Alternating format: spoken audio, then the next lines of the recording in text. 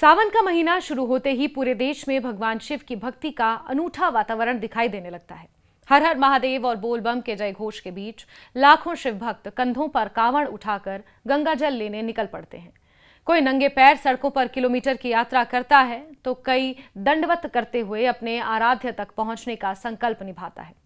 हरिद्वार से काशी, सुल्तानगंज से देवघर और गंगोत्री से विभिन्न शिवालयों तक निकलने वाली कांवड़ यात्रा केवल एक धार्मिक परंपरा नहीं है, बल्कि भारतीय संस्कृति, अनुशासन, सेवा और सामूहिक आस्था का जीवंत प्रतीक बन चुकी है। हर साल करोड़ों श्रद्धालु इस यात्रा में भाग लेते हैं और भगवान शिव का जलाभिषेक करते हैं। देश में कई स्थानों पर कांवड़ यात्राएं निकाली जाती हैं, लेकिन 3 यात्राओं का विशेष महत्व माना जाता है। उत्तराखंड की हरिद्वार कांवड़ यात्रा सबसे बड़ी मानी जाती है, जहां श्रद्धालु हर की पौड़ी से गंगा जल भरकर उत्तर प्रदेश, दिल्ली, हरियाणा और राजस्थान सहित विभिन्न राज्यों के शिव मंदिरों में जलाभिषेक करते हैं। दूसरी प्रमुख यात्रा बिहार के सुल्तानगंज से झारखंड के देवघर तक होती है, जिसे श्रावणी कांवड़ यात्रा कहा जाता है।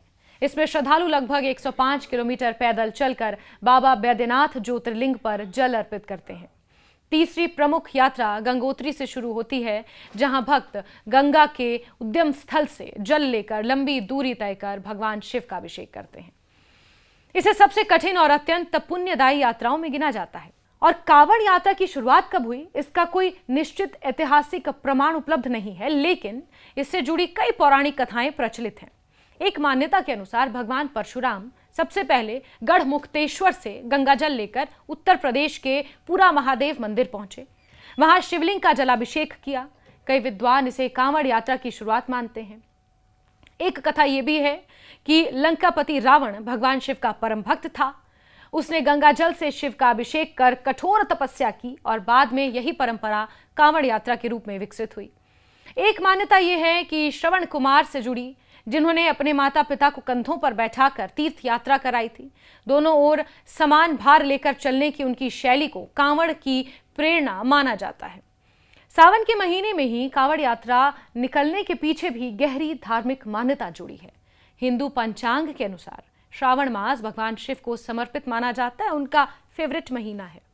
पौराणिक कथा के अनुसार समुद्र मंथन के दौरान जब हलाहल विष निकला तो उसकी ज्वाला से पूरी सृष्टि संकट में पड़ गई। तब भगवान शिव ने संसार की रक्षा के लिए उस विष को अपने कंठ में धारण कर लिया। नीलकंठ भगवान शिव को इसलिए भी कहा जाता है, जिसके कारण उनका गला नीला पड़ गया। कहा जाता है कि विष की तीव्र गर्मी को शांत करने के लिए देवताओं ने भगवान शिव पर गंगा जल अर्पित किया। तभी से सावन में जलाभिषेक की परंपरा शुरू हुई और आज भी करोड़ों श्रद्धालु गंगा जल लाकर शिवलिंग पर चढ़ाते हैं।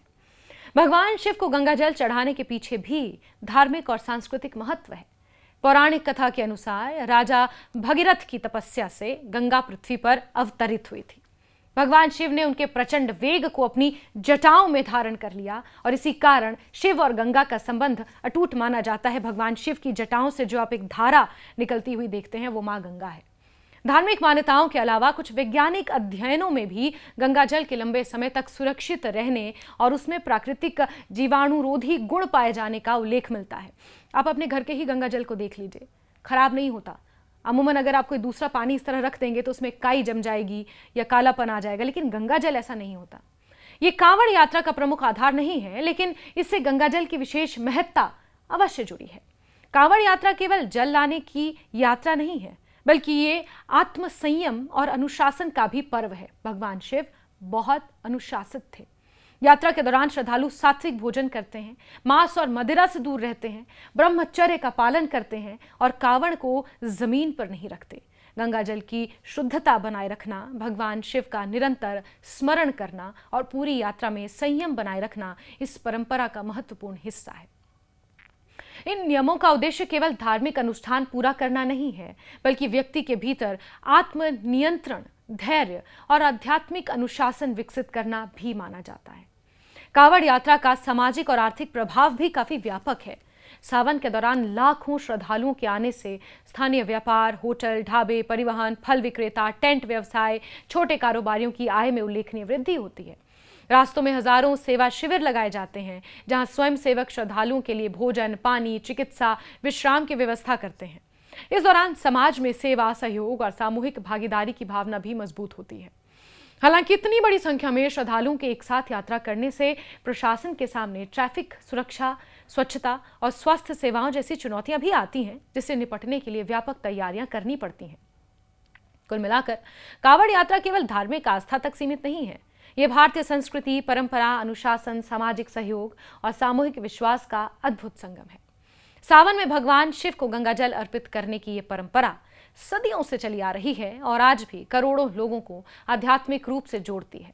आस्था के साथ साथ ये यात्रा सेवा, समर्पण, आत्मसंयम, सामाजिक एकता का भी संदेश देती है। इसीलिए कांवड़ यात्रा भारतीय सांस्कृतिक विरासत का एक महत्वपूर्ण और जीवंत प्रतीक मानी जाती है।